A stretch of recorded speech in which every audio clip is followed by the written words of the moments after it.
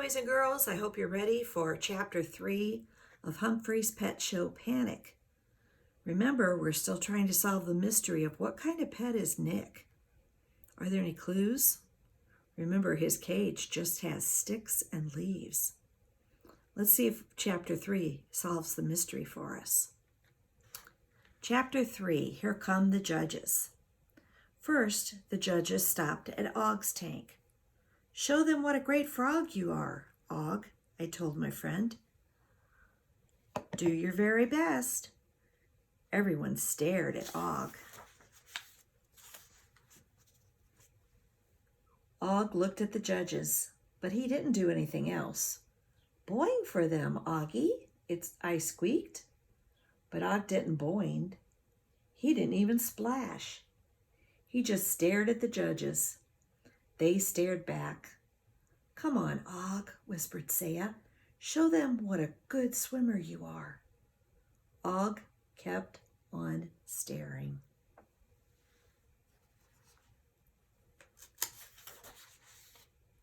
What did Og see?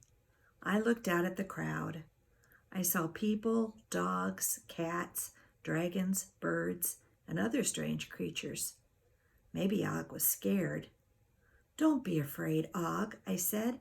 "Act friendly. Say hello." "Boing," he said at last. Stormy Sanchez looked surprised. "What was that?" he asked.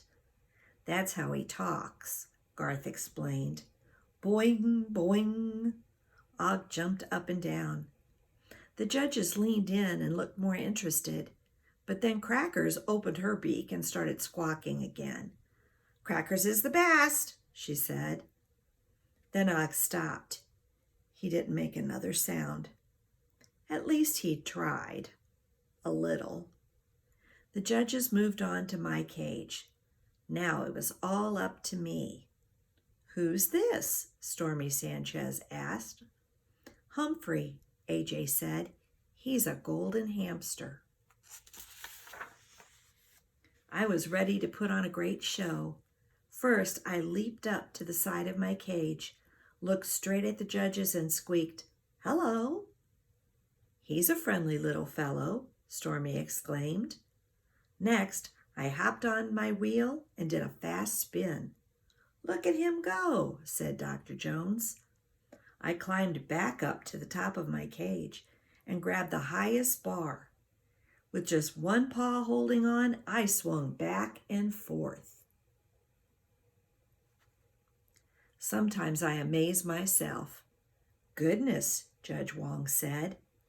Next, I slid down, down, down, and dropped back onto the wheel. This time, I spun backward. My whiskers were wilting, but I kept on spinning. The judges made notes. "Great job," said Dr. Jones. I was very proud. Then she noticed the box next to me. "What's in there?" she asked. "That's Nick," Richie said. "I'll make him move." The judges came closer as Richie poked around inside the box. I stopped spinning so I could watch. Even Judge Wong looked surprised. "I thought it was a stick until it moved," he said. "I thought I saw a stick move in there too. But a stick doesn't move all by itself, does it?" "It's a stick insect," Richie explained. "That's why I call him Nick. Nick the Stick." People crowded around to see Nick. Is that what you guessed? Did you guess that's what Nick was? "The stick is an insect," I squeaked to Og. "Oing, oing, boing, boing," Og twanged loudly. He was probably excited because he liked insects. He likes them for dinner. And breakfast, too. Yuck. "Boing, boing, boing," Og repeated. People in the crowd laughed. "Og has a pretty loud voice," AJ said. I guess he still hoped that Og would win a prize. So did I, but I wasn't sure he was louder than the screeching parrot.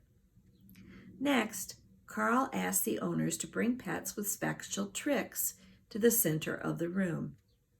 Smokey, the spotted dog, rolled over and sat up and begged. Cha-Cha, the tiny dog, stood on her hind legs and did a hula dance. At least that's what her owner called it. Oscar, the hot dog pup, sang. It was more of a wail than a singing.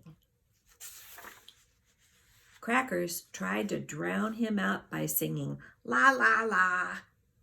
It was noisy, noisy, noisy. But I was still wondering about Nick. He didn't look like any kind of insect I'd ever seen. And what kind of stick can move by itself? Luckily, I have a secret lock that doesn't lock. It allows me to get in and out of my cage without humans knowing.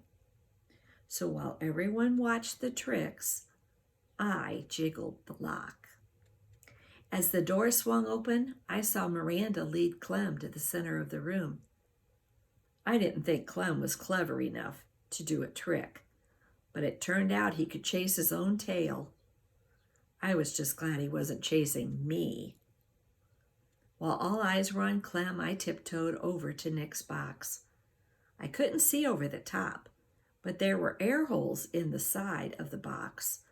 I got up on my tiptoes and peeked inside. What a strange sight. It is strange looking, isn't it?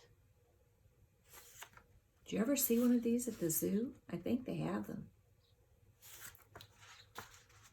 Nick still looked like a stick, but now I saw that the stick had eyes, and it had twiggy little legs that moved.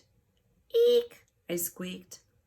I was sure no one heard me because the crowd was so noisy.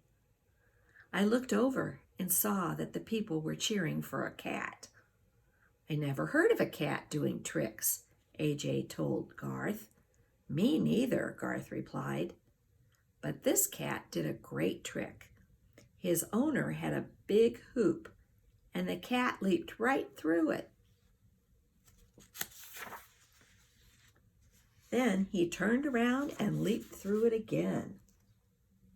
Never heard of a cat that can do that.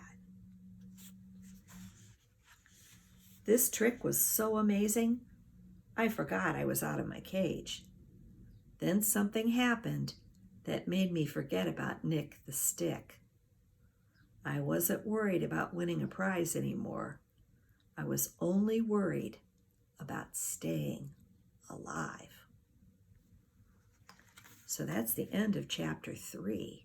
He's worried about staying alive? What could be going on? Also, if you had to pick a pet that did the best trick, which one would you pick? What did you think about that cat that can jump through a hoop? If you have a cat at home, maybe you could try that. All right, until we read chapter 4, happy reading. Bye-bye.